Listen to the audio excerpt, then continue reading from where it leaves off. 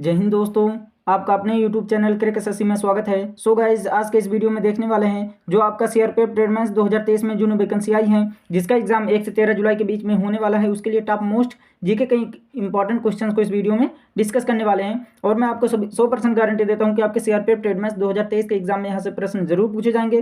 तो वीडियो को लास्ट तक जरूर देखिएगा। आप सभी से रिक्वेस्ट करता हूँ कि अभी तक आपने मेरे चैनल को सब्सक्राइब नहीं किया है तो सीआरपीएफ ट्रेडमेंस का डेली एग्जाम ओरिएंटेड वीडियो पाने के लिए क्रैक एसएससी चैनल को सब्सक्राइब जरूर कर लीजिएगा। तो चलिए वीडियो को हम स्टार्ट करते हैं। हमारा पहला क्वेश्चन कह रहा है, निम्नलिखित राज्यों में से किस राज्य में माधोपुर मेला मनाया जाता है। तो माधोपुर मेला जो है ये किस राज्य में मनाया जाता है, तो ऑप्शन सी हमारा राइट आंसर हो जाएगा। गुजरात में माधोपुर मेला मनाया जाता है, ये हमारा करेक्ट आंसर हो जाएगा। अगर क्वेश्चन का आंसर आपको पहले से ही पता हो तो आप साथ साथ में कमेंट भी करते चलिएगा, जिससे आपका कॉन्फिडेंस लेवल बढ़े, है ना। और वीडियो में अंत तक जरूर बने रहिएगा, बहुत इंपॉर्टेंट क्वेश्चन लिए हैं जो आपके एग्जाम के लिए बहुत इंपॉर्टेंट है ना। अगला क्वेश्चन कह रहा है, निम्नलिखित में से कौन सिरके का प्रमुख घटक है। तो सिरके का प्रमुख घटक कौन सा है, तो ये हमारा ऑप्शन बी राइट आंसर हो जाएगा। एसिटिक अम्ल, एसिटिक एसिड जो है ये सिरके का प्रमुख घटक है। अगर हम देख ले बात कर लें लैक्टिक एसिड में, तो ये दही में पाया जाता है। लैक्टिक एसिड जो है ये दही में पाया जाता है, इसको भी आप लोग जरूर ध्यान रखिएगा। अगला क्वेश्चन कह रहा है, निम्नलिखित में से कौन नंद वंश का अंतिम शासक था। तो नंद वंश का अंतिम शासक कौन था, तो ये हमारा ऑप्शन ए राइट आंसर हो जाएगा। घनानंद जो था ये नंद वंश का अंतिम शासक था। घनानंद को चंद्रगुप्त मौर्य ने हराया था और उसके बाद मौर्य वंश की स्थापना की थी, है ना। वो अगर नंद वंश का संस्थापक अगर देखे कौन है, तो महापद्म नंद जो है ये नंद वंश का संस्थापक था। अगला क्वेश्चन कह रहा है, कैल्शियम सल्फेट डाइहाइड्रेट को सामान्यतः डैश के रूप में जाना जाता है ना। तो कैल्शियम सल्फेट डाइहाइड्रेट को सामान्यतः किसके रूप में जाना जाता है, तो ये हमारा ऑप्शन सी राइट आंसर हो जाएगा। जिप्सम के रूप में जाना जाता है, ये हमारा करेक्ट आंसर हो जाएगा। अगला क्वेश्चन कह रहा है, अगर इसके बारे में देख लेते हैं चूना पत्थर को, तो चूना पत्थर का रासायनिक नाम क्या होता है ये भी हम देख लेते हैं। तो कैल्शियम कार्बोनेट चूना पत्थर को कहा जाता है। अगला क्वेश्चन कह रहा है, गुप्त वंश के अंतिम स्वीकृत सम्राट डैश थे। तो गुप्त वंश के अंतिम जो स्वीकृत सम्राट थे वो कौन थे, तो ये हमारा ऑप्शन बी राइट आंसर हो जाएगा। विष्णुगुप्त जो थे ये गुप्त वंश के अंतिम सम्राट थे। अगर हम समुद्रगुप्त के बारे में देख लेते हैं, ये भी गुप्त वंश के मतलब शासक हैं।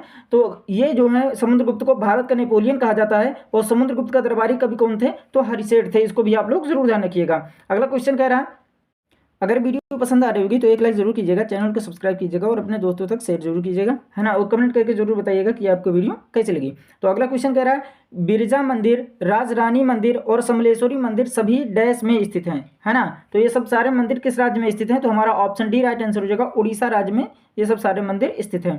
अगला क्वेश्चन कह रहा है, गुजरात में डैश झील वस्तुतः एक कृत्रिम जलाशय है जो मौर्यों के शासन के दौरान बनाया गया था, है ना। तो गुजरात में ऐसी कौन सी झील है, तो ये हमारा राइट आंसर हो जाएगा ऑप्शन डी। सुदर्शन झील जो है ये कृत्रिम जलाशय जो मौर्य के शासनकाल के दौरान बनाया गया था।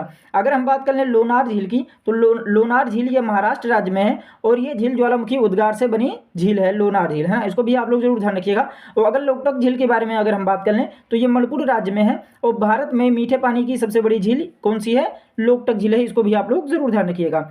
अगला क्वेश्चन कह रहा है, भारतीय संविधान का कौन सा अनुच्छेद धर्म, वंश, जाति, लिंग और जन्मस्थान के आधार पर भेदभाव पर रोक लगाता है ना। कौन सा लगाता है, तो ये हमारा राइट आंसर हो जाएगा ऑप्शन डी अनुच्छेद 15। अनुच्छेद 15 हमारा करेक्ट आंसर हो जाएगा। अगला क्वेश्चन कह रहा है, भारत के किस शहर को पूर्व का एथेंस के रूप में जाना जाता है। तो भारत के किस शहर को पूर्व का एथेंस के रूप में जाना जाता है, तो हम देख लेते हैं ऑप्शन।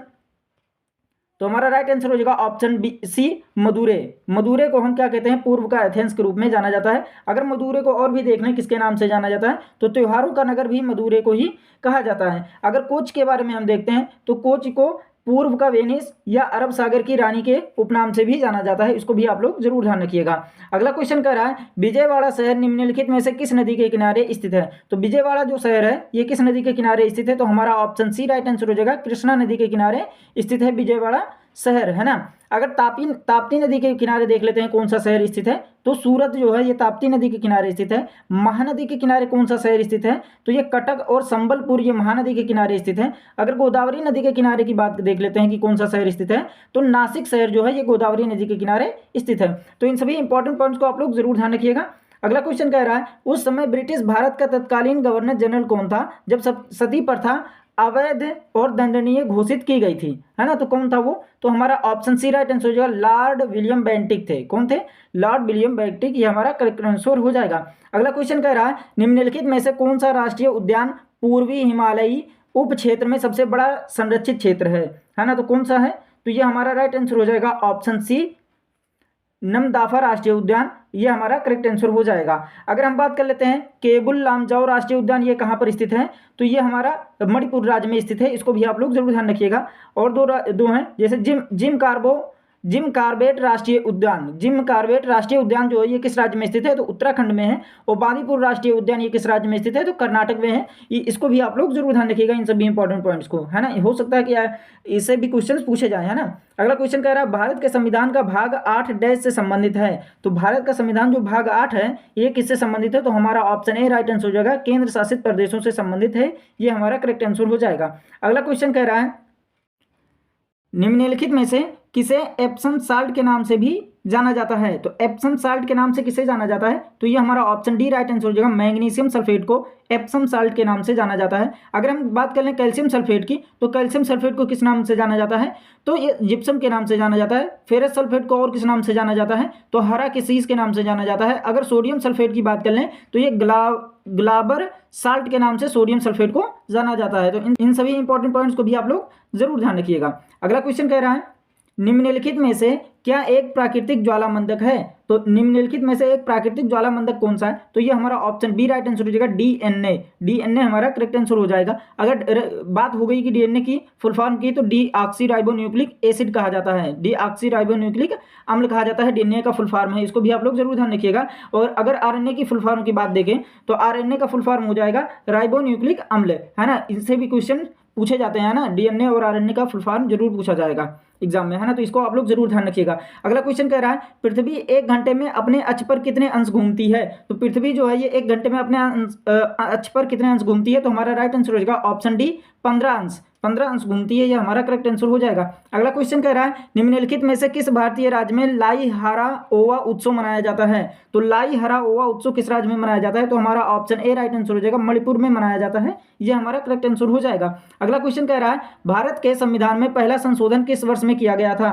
तो भारत के संविधान में पहला संशोधन कब किया गया था? तो ये हमारा राइट आंसर हो जाएगा ऑप्शन डी 1951 में किया गया था पहला संशोधन। अगला क्वेश्चन कह रहा है निम्नलिखित नदियों में से कौन सी नदी जबलपुर के निकट धुआंधार जलप्रपात का निर्माण करती है? तो ये कौन सी नदी करती है धुआंधार जलप्रपात का निर्माण? तो ऑप्शन डी हमारा राइट आंसर हो जाएगा, नर्मदा नदी। नर्मदा नदी हमारा करेक्ट आंसर हो जाएगा। अगला क्वेश्चन कह रहा है विश्व का एकमात्र तैरता डाकघर किस झील पर स्थित है? तो विश्व का एकमात्र तैरता डाकघर किस झील पर स्थित है? तो ये हमारा ऑप्शन डी राइट आंसर हो जाएगा, डल झील। डल झील हमारा करेक्ट आंसर हो जाएगा। अगर डल झील की बात करें तो ये किस राज्य में स्थित है? तो ये जम्मू कश्मीर में स्थित है। अगर हम चिल्का झील की बात करें तो ये किस राज्य में स्थित है? तो उड़ीसा में स्थित है। अगर हम उलर झील की बात करें तो ये जम्मू कश्मीर राज्य में स्थित है। इन सभी इंपॉर्टेंट पॉइंट्स को आप लोग जरूर ध्यान रखिएगा। अगर वीडियो पसंद आ रही होगी तो एक लाइक जरूर कीजिएगा, चैनल को सब्सक्राइब कीजिएगा और अपने दोस्तों तक शेयर जरूर कीजिएगा और कमेंट करके जरूर बताइएगा कि आपको वीडियो कैसी लगी। अगला क्वेश्चन कह रहा है चालुक्य वंश का संस्थापक कौन था? तो चालुक्य वंश का संस्थापक कौन था ये देखते हैं। तो ये हमारा ऑप्शन सी राइट आंसर होगा, पुलकेशिन प्रथम था। चालुक्य वंश का संस्थापक पुलकेशिन प्रथम था, ये हमारा करेक्ट आंसर हो जाएगा। अगला क्वेश्चन कह रहा है भारतीय संविधान में अवशिष्ट शक्तियों का विचार डैश संविधान से लिया गया है? तो अवशिष्ट शक्तियों का विचार जो है ये किस देश के संविधान से लिया गया है? तो ये हमारा ऑप्शन बी राइट आंसर हो जाएगा, कनाडा देश के संविधान से लिया गया, ये हमारा करेक्ट आंसर हो जाएगा। अगला क्वेश्चन कह रहा है भारत के संविधान का निम्नलिखित में से कौन सा अनुच्छेद समान नागरिक संहिता से संबंधित है? तो समान नागरिक संहिता से संबंधित कौन सा अनुच्छेद है? तो हमारा ऑप्शन ए राइट आंसर हो जाएगा, अनुच्छेद 44, ये हमारा करेक्ट आंसर हो जाएगा। अगला क्वेश्चन कह रहा है निम्नलिखित में से कौन सा संक्रामक रोग है? तो संक्रामक रोग कौन सा है? तो ये हमारा ऑप्शन बी राइट आंसर हो जाएगा, खसरा जो है ये एक संक्रामक रोग है, ये हमारा करेक्ट आंसर हो जाएगा। अगला क्वेश्चन कह रहा है असम राज्य से राज्यसभा की कितनी सीटें आती हैं? तो असम राज्य से राज्यसभा की सीटें पूछा है ना, तो ध्यान रखिएगा, विधानसभा की सीटें नहीं पूछा है, राज्यसभा की सीटें पूछा है। तो असम राज्य से राज्यसभा की कितनी सीटें आती हैं? तो ये हमारा ऑप्शन डी राइट आंसर हो जाएगा, 7 सीटें आती हैं असम राज्य से। अगर हम देखते हैं 9 सीटें किस राज्य से आती हैं? तो केरल से आती हैं। और अगर 18 सीटें देखें किस राज्य से आती हैं? तो तमिलनाडु से आती हैं। इसको भी आप लोग जरूर ध्यान रखिएगा।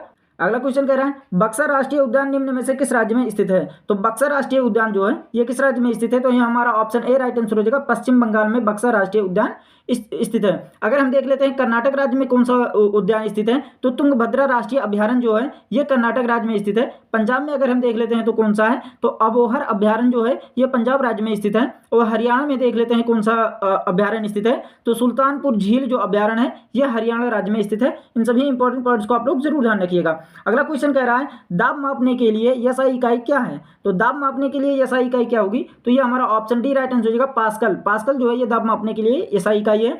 अगर कैंडेला की बात करें तो कैंडेला किसका एसआई इकाई है, तो ज्योति तीव्रता का एसआई इकाई कैंडेला है। अगर केल्विन की बात करें तो ये किसका एसआई इकाई है, तो ताप का एसआई इकाई केल्विन है। इन सभी इंपॉर्टेंट पॉइंट्स को आप लोग जरूर ध्यान रखिएगा। अगला क्वेश्चन कह रहा है निम्न में से कौन सी नदी का उद्गम स्थल राजस्थान राज्य में है, तो कौन सी नदी का उद्गम स्थल राजस्थान राज्य में है, तो ये हमारा ऑप्शन बी राइट आंसर होगा बनास नदी का उद्गम स्थल राजस्थान राज्य में है। और अगर बनास नदी की सहायक नदियों के बारे में देखते हैं तो बेडच, कोठारी, मोरल ये सब बनास नदी की सहायक नदियां हैं, इसको भी आप लोग जरूर ध्यान रखिएगा।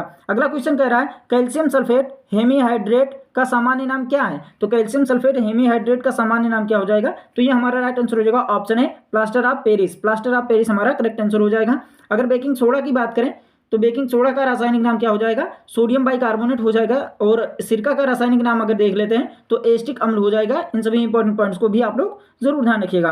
अगला क्वेश्चन कह रहा है निम्नलिखित में से कौन सी एशिया की सबसे बड़ी खारे पानी की झील है, तो एशिया की सबसे बड़ी खारे पानी की झील कौन सी है, तो ये हमारा ऑप्शन डी राइट आंसर हो जाएगा चिल्का। चिल्का झील जो है एशिया की सबसे बड़ी खारे पानी की झील है। अगर हम देख लेते हैं पुलिकट झील, पुलिकट झील जो है ये तमिलनाडु राज्य में स्थित है, इसको भी आप लोग जरूर ध्यान रखिएगा। तो ये आपके 30 क्वेश्चन थे जो आपके एग्जाम के लिए बहुत इंपॉर्टेंट है ना। अगर वीडियो में अंत तक बने होंगे तो जरूर कुछ नया सीखने को मिला होगा। तो अगर वीडियो पसंद आई होगी तो एक लाइक जरूर कीजिएगा, चैनल को सब्सक्राइब कीजिएगा और अपने दोस्तों तक शेयर जरूर कीजिएगा और कमेंट करके जरूर बताइएगा कि आपको वीडियो कैसी लगी। मिलते हैं नेक्स्ट वीडियो में, तब तक के लिए take care and bye bye.